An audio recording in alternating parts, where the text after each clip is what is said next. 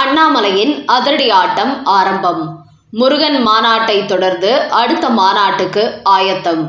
அமித்ஷாவின் புதிய அசைன்மெண்டால் அறிவாலயத்தில் பெரும் சலசலப்பு. வணக்கம் நண்பர்களே. தமிழக பாஜக சட்டமன்ற தேர்தலையொட்டி அடுத்த கட்ட நகர்வுகளை தொடங்கியிருக்கிறது. குறிப்பாக தமிழ்நாட்டில் இந்து விரோத அரசியல் செய்யும் திமுகவுக்கு இந்த முறை ஒரு சரியான பாடம் கற்பித்தே ஆக வேண்டும் என்று பாஜக முடிவெடுத்திருக்கிறது. அந்த அடிப்படையில் தான் சமீபத்தில் மதுரையில் இந்து முன்னணி சார்பில் முருக பக்தர்கள் மாநாடு நடத்தினார்கள். குறிப்பாக திமுக போன்ற திராவிட கட்சிகள் இந்து மக்களை மதிப்பதே இல்லை, கிறிஸ்தவ முஸ்லிம்களுக்கு மிகப்பெரிய மரியாதை கொடுத்துவிட்டு இந்துக்களை மிக கேவலமாக நடத்துகிறார்கள். இதற்கு காரணம் இந்துக்கள் சாதி ரீதியாக பிரிந்து கிடப்பதால் அவர்கள் ஒரு நாளும் மத ரீதியாக ஒன்றுபட மாட்டார்கள். இதனால் இந்துக்களை நாம் எந்த அளவுக்கு மோசமாக விமர்சித்தாலும் இழிவுபடுத்தினாலும் அவர்கள் அதற்கு எதிராக குரல் கொடுப்பதில்லை. இப்படி இந்துக்களை தாங்கள் இழிவுபடுத்துவதால் சிறுபான்மையினரான கிறிஸ்தவர்களும் முஸ்லிம்களும் மகிழ்ச்சி அடைகிறார்கள். இந்த அரசியல் நமக்கு தமிழக களத்தில் மிகப்பெரிய வெற்றி கொடுக்கும் என்கிற கோணத்தில் தான் திமுக செயல்பட்டு கொண்டு வருகிறது. அதனால்தான் பாஜக இந்த நிலையை மாற்ற வேண்டும், இந்துக்கள் மத்தியில் விழிப்புணர்வு ஏற்படுத்த வேண்டும். இன்றைக்கு சாதி ரீதியாக பிரிந்து கிடக்கும் இந்துக்கள் மத ரீதியாக ஒன்றிணைந்தால் அது மிகப்பெரிய பலமாகிவிடும். இந்துக்களின் சக்தி என்ன என்பதை திராவிட கட்சிகளுக்கு புரிய வைக்க வேண்டும் என்கிற நோக்கத்தில் தற்போது பாஜகவானது இந்து முன்னணி மூலம் தமிழ்நாட்டில் சாதி ரீதியாக சிதறி கிடக்கும் இந்துக்களை மத ரீதியாக ஒன்றிணைக்கும் முயற்சியில் ஈடுபட்டு வருகிறார்கள். இதன் காரணமாக திமுக கதற தொடங்கி இருக்கிறது. இதனால்தான் மதுரையில் முருகன் மாநாடு நடத்தி முருக பக்தர்களை ஒன்றிணைக்க போறார்கள் என்றதும் திமுகவும் அதன் கூட்டணி கட்சிகளும் அதற்கு எதிராக போராட்டம் நடத்தினார்கள். என்றாலும் அதையெல்லாம் மீறி அந்த மாநாடு மிகச் சிறப்பாக நடைபெற்றது. 5 லட்சம் பக்தர்கள் ஒன்று சேர்வார்கள் என்று எதிர்பார்க்கப்பட்ட நிலையில் 8 லட்சம் பேர் ஒன்று சேர்ந்தார்கள். அதோடு அந்த மாநாட்டுக்கு சரியான பாதுகாப்பு கொடுக்காமல் காவல்துறை கைவிட்டது. என்றாலும் இந்து முன்னணியுடன் RSS அமைப்பினரும் இணைந்து மிகச் சிறப்பாக நடத்தி காட்டினார்கள். அதனால்தான் தற்போது முருக பக்தர்கள் மாநாட்டில் கலந்து கொண்டவர்கள் அரசியல் பேசியதாக சொல்லி பாஜகவின் முன்னாள் தலைவர் அண்ணாமலை, பவன் கல்யாண், காடேஸ்வர சுப்பிரமணியம் ஆகியோர் மீது திமுக அரசு வழக்கு பதிவு செய்துள்ளது. அந்த அளவுக்கு இந்துக்களை ஒன்றிணைக்கும் முயற்சியில் ஈடுபடுபவர்களை மேற்கொண்டு செயல்படவிடக் கூடாது என்கிற நோக்கத்தில் திமுக இதுபோன்ற வேலைகளை செய்கிறது. இந்த நிலையில் கடந்த வாரத்தில் கன்னியாகுமரியில் நடைபெற்ற ராமர் நிகழ்ச்சியில் பாஜக முன்னாள் தலைவர் அண்ணாமலை ஒரு செய்தி வெளியிட்டார். அதாவது மற்ற மதத்தை சார்ந்தவர்களை மத ரீதியான அடையாளங்களுடன் பள்ளிகளுக்கு செல்ல அனுமதிக்கிறார்கள். ஆனால் இந்து மாணவர்கள் நெற்றியில் திருநீர் அழியவும் கழுத்தில் ருத்ராட்ச மாலை அணிந்து செல்லவும் தடுக்கிறார்கள். அந்த அளவுக்கு தமிழ்நாட்டில் இந்துக்கள் ஒடுக்கப்படுகிறார்கள். வெளிநாட்டிலிருந்து வந்த மதத்திற்கு கொடுக்கும் முக்கியத்துவத்தை இந்த மண்ணில் தோன்றிய மதத்திற்கு கொடுக்கப்படுவதில்லை. இந்த மதத்தை அழிக்க வேண்டும் என்று திராவிட கட்சிகள் செயல்படுகின்றன. அதனால் இதை மாற்றி காட்ட வேண்டும், நம்முடைய மதத்தையும் மண்ணின் மகத்துவத்தையும் பாதுகாக்க வேண்டும் என்று அண்ணாமலை ஒரு பரபரப்பு செய்தி வெளியிட்டிருந்தார். இந்த நிலையில்தான் அடுத்தபடியாக இந்து முன்னணி சார்பில் சிவன் மாநாடு நடத்த திட்டமிட்டு வருவதாக ஒரு பரபரப்பு தகவல் வெளியாகி இருக்கிறது. இந்த செய்திதான் அண்ணா அறிவாலயத்தில் அடுத்த இடியாக விழுந்திருக்கிறது. காரணம், முருகன் மாநாடு வெற்றிகரமாக நடந்து முடிந்ததை அடுத்து திமுகவினர் ஐயனாருக்கு தங்கள் மாநாடு நடத்த வேண்டும் என்று பலரும் வலியுறுத்தினார்கள். ஆனால் MK ஸ்டாலினோ தான் இந்துக்களுக்கு ஆதரவான மாநாட்டை நடத்தினால் கிறிஸ்தவ முஸ்லிம்கள் தன்னை புறக்கணித்து விடுவார்கள் என்று இந்த விஷயத்தில் இன்னும் முடிவெடுக்காமல் இருந்து வருகிறார்.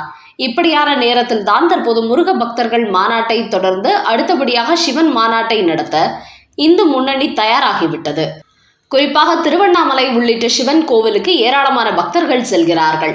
ஆனால் முஸ்லிம் பண்டிகைகளான ரம்ஜான், பக்ரீத் மற்றும் கிறிஸ்தவ பண்டிகையான கிறிஸ்துமஸ் உள்ளிட்ட பல பண்டிகை தினங்களுக்கு தமிழக அரசு விடுமுறை விடும்போது சிவராத்திரி தினத்தில் விடுமுறை விடுவதில்லை. அந்த அளவுக்கு இந்துக்கள் விவகாரத்தில் திமுக எப்போதுமே மாற்றான் தாய் மனப்பான்மையுடன் தான் செயல்பட்டு வருகிறது. அதனால் இப்படி சிவன் பக்தர்களை ஒன்றிணைத்து தமிழ்நாட்டில் உள்ள சிவ பக்தர்களின் பலத்தை திராவிட கட்சிகளுக்கு நிரூபிக்க வேண்டும். அதன் பிறகு சிவனுக்கு முக்கியத்துவம் வாய்ந்த நாட்களில் அரசு விடுமுறை விட வேண்டும் என்பது போன்ற பல விஷயங்களை இந்த மாநாட்டில் வலியுறுத்தவும் திட்டமிட்டுள்ளார்களாம். அதோடு முருகன் மாநாட்டில் 8 லட்சம் பேரும் கந்த சஷ்டி கவசம் படித்தது போன்று சிவன் மாநாட்டில் சிவபுராணம் படிக்கவும் திட்டமிட்டுள்ளார்கள். அது மட்டுமின்றி சிவன் கோவிலில் தியானம் செய்வது தொடர்ந்து நடைபெற்று வருகிறது. எப்படி யோகா பயிற்சி உடலுக்கு நன்மை கொடுக்கிறதோ அதே போன்று ஒரு 5 முதல் 10 நிமிடங்கள் கண்களை மூடி தியானம் செய்தால் மன ரீதியான பல பிரச்சனைகளுக்கு தீர்வு கிடைக்கிறது, புதிய ஆற்றல் கிடைக்கிறது என்பதையும், மக்கள் மத்தியில் வெளிச்சம் போட்டு சிவனை வழிபடுவதால் எவ்வளவு நன்மைகள் கிடைக்கிறது என்பதையும் இந்து மக்களிடையே விழிப்புணர்வு ஏற்படுத்தும் முயற்சியாக இந்த சிவன் மாநாடு நடக்கப் போகிறது. இப்படி முருக பக்தர்கள் மாநாட்டை தொடர்ந்து சிவபக்தர்கள் மாநாடு நடத்த இந்து முன்னணி அடுத்த கட்டமாக களமிறங்கி விட்டதால் திமுக வட்டாரம் கலவரமடைந்துள்ளது. அதோடு இந்த மாநாட்டிலும் தமிழக பாஜக முன்னாள் தலைவர் அண்ணாமலை, இப்போதைய தலைவர் நைனா நாகேந்திரன் மற்றும் பவன் கல்யாண், உத்தரப்பிரதேச முதலமைச்சர் யோகி ஆதித்யநாத் உள்ளிட்ட பலரும் பங்கேற்பார்கள் என்றும் கூறப்படுகிறது. இப்படி அடுத்த கட்ட முயற்சியாக முருகனை தொடர்ந்து சிவனை பாஜக கையில் எடுத்து விட்டதால் இனிவரும் காலங்களில் இந்துக்கள் மத்தியில் சாதி ரீதியான பிரிவினைவாதம் மறைந்து மத ரீதியாக ஒன்றிணைந்து விடுவார்களோ என்று திமுக வட்டாரம் கடுமையான பீதியில் இருப்பதாகவும் தகவல்கள் வெளியாகியுள்ளன. அடுத்த செய்தி, ஆட்டம் க்ளோஸ். வெளியான சர்வே முடிவால் அறிவாலயத்தில் நடந்த ஒப்பாரி. மு.க. ஸ்டாலினை பொறுத்தவரை 2026 தான் வெற்றி பெற்று மீண்டும் முதலமைச்சராகிவிட வேண்டும் என்று திட்டமிட்டு வருகிறார். அதன் காரணமாகவே கடந்த 4 ஆண்டுகளாக காரை விட்டு இறங்காமல் பயணித்து வந்தவர் இப்போது காரிலிருந்து இறங்கி ரோட்டில் நடக்க தொடங்கி இருக்கிறார். தான் செல்லும் இடமெல்லாம் ரோட் ஷோ நடத்துகிறார். அந்த அளவுக்கு மக்களை மீண்டும் ஏமாற்றும் முயற்சியில் அவர் ஈடுபட்டிருக்கிறார். அதோடு திமுகவில் 70 வயதுக்கு மேல் உள்ள சீனியர்கள் வரப்போகிற சட்டமன்ற தேர்தலில் போட்டியிட வைக்காமல் ஓரங்கட்டமும் திட்டமிட்டு வருகிறார். அந்த வகையில் தற்போது திமுகவில் உள்ள சீனியர்களான துரைமுருகன், பொன்முடி, ஐ. பெரியசாமி, ஏவா வேலு, சபாநாயகர் உள்ளிட்ட பலரை ஓரங்கட்டப் போகிறார் ஸ்டாலின். அதே சமயம் அவர்களின் வாரிசுகளுக்கு தேர்தலில் போட்டியிட வாய்ப்பு கொடுக்க போகிறாராம். இந்த நேரத்தில் மு.க. ஸ்டாலினுக்கு பேரதிர்ச்சி கொடுக்கும் வகையில் ஒரு சர்வே வெளியாகி இருக்கிறது. அதில் வரப்போகிற 2026 சட்டமன்ற தேர்தலில் திமுக கூட்டணி 60 முதல் 75 தொகுதிகளில் மட்டுமே வெற்றி பெற வாய்ப்பிருப்பதாக தெரிய வந்துள்ளது. அதனால் தேர்தல் நெருங்குவதற்குள் இன்னும் பல இலவச அறிவிப்புகளை வெளியிட திட்டமிட்டு வருகிறாராம் ஸ்டாலின். அதோடு திமுகவினர் அனைத்து தொகுதிகளிலும் வீடு வீடாக சென்று மக்களிடத்தில் ஓட்டு சேகரிக்க வேண்டும் என்றும் அறிவித்து அந்த திட்டத்தையும் தற்போது தொடங்கி வைத்திருக்கிறார். அதோடு நிறுத்திக் கொள்ளாமல் திமுக கூட்டணியில் இடம்பெற்றுள்ள வைகோ, திருமாவளவன் அதிகப்படியான தொகுதிகள் கேட்டு பிரச்சனை கொடுத்து வருவதால் அவர்களை கூட்டணியிலிருந்து வெளியேற்றிவிட்டு பாட்டாளி மக்கள் கட்சி தேமுதிகவை கூட்டணியில் இணைக்கும் முயற்சிகளிலும் ஈடுபட்டு வருகிறார். இந்த 2 கட்சிகளுமே தேசிய ஜனநாயக கூட்டணிக்கு செல்வார்கள் என்று எதிர்பார்க்கப்பட்டு வருகிறது. ஆனால் மு.க. ஸ்டாலினோ இந்த கட்சிகளை திமுக கூட்டணிக்கு கொண்டு வந்தால் மட்டுமே வெற்றி பெறுவதற்கு சாத்தியம் உள்ளது என்று அதற்கான முயற்சிகளில் ஈடுபட்டுள்ளார்.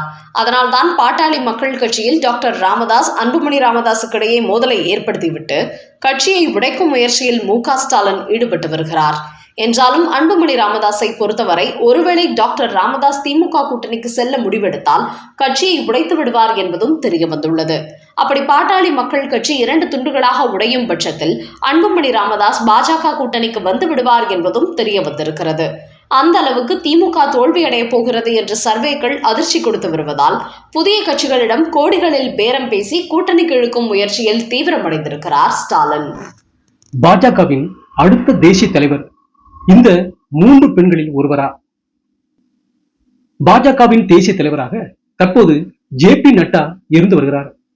இந்த நேரத்தில் அடுத்தபடியாக விரைவில் அந்த பதவிக்கு புதிய தலைவர் நியமிக்கப்பட இருக்கிறார். இந்நிலையில் தற்போது டெல்லி வட்டாரங்களில் இருந்து ஒரு புதிய தகவல் வெளியாகியுள்ளது. அது என்னவென்றால், இந்த முறை பாஜகவின் தேசிய தலைவராக பெண் தலைவர் ஒருவரை நியமிக்க பிரதமர் மோடி திட்டமிட்டிருப்பதாக கூறப்படுகிறது. அந்த அடிப்படையில் தற்போது மத்திய நிதியமைச்சர் நிர்மலா சீதாராமன், ஆந்திராவைச் சேர்ந்த என்டிஆரின் மகளான புரந்தேஸ்வரி மற்றும் கோவை பாஜக எம்எல்ஏவான வானதி சீனிவாசன் ஆகிய 3 பேர்களில் ஒருவர் தேர்வு செய்யப்பட இருப்பதாக கூறப்படுகிறது. இது குறித்த அறிவிப்பு கூடிய சீக்கிரமே வெளியாகும் என்று டெல்லி வட்டார தகவல் தெரிவிக்கிறது.